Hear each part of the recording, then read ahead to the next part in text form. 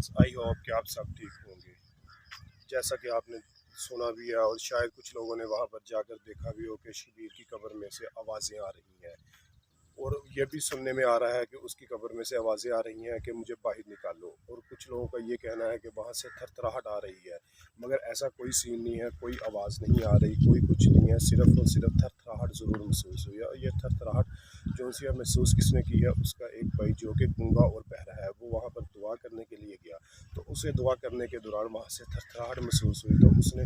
وہ تھر تھراہٹ کو سنا اور سن کر واپس گاؤں میں آیا، اور گاؤں میں آ کے اس نے شور ڈال دیا، اور کچھ لوگوں نے سن کر انہوں نے 15 پر پولیس کو کال کی، وہاں پر پولیس بھی موقع پر وہ آ گئی، اور کچھ لوگوں کا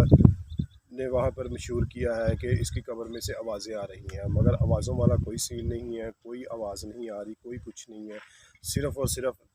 تھر تھراہٹ محسوس ہوئی ہے۔ اور اس کے لواحقین کا بھی یہی کہنا ہے کہ یہاں پر کوئی آواز نہیں ہے، کوئی کچھ نہیں ہے، کوئی شبیر نے آواز نہیں دی کہ مجھے باہر نکالو، اور ہمیں یہ خود سوچنا چاہیے کہ ایک بندہ ہے جس کی موت ہو گئی ہے، جنازہ ہوا ہے، قرآن خوانی ہوئی ہے، کل خوانی ہوئی ہے،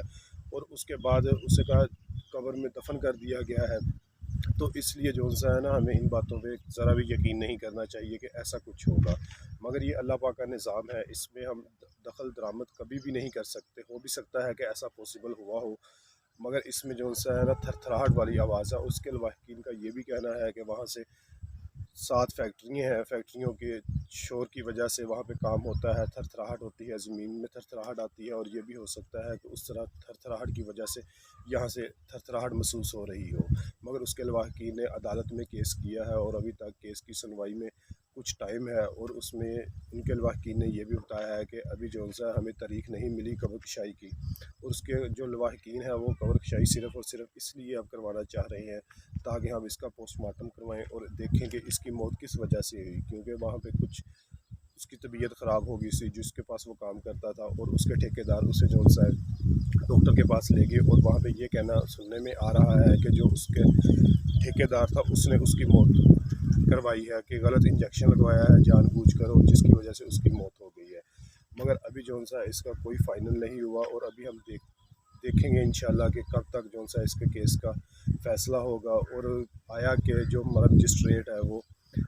قبر کشائی کی اجازت دیتا ہے یا نہیں دیتا، مگر ابھی تک جو ان کے امام مسجد ہیں یا جو علماء اکرام ہیں، انہوں میں سے کسی نے بھی انہیں قبر کشائی کی اجازت نہیں دی، تو انشاءاللہ دیکھیں گے کہ کب تک ان کا یہ کیس حل ہوگا، اور ابھی تک تو ان کا یہی بتانا ہے کہ ہمیں 1 ہفتے کا ٹائم ملا ہے، کہ 1 ہفتے بعد جو ہے ہم اپنا فیصلہ سنائیں گے کہ قبر کشائی کرنی چاہیے یا نہیں کرنی چاہیے۔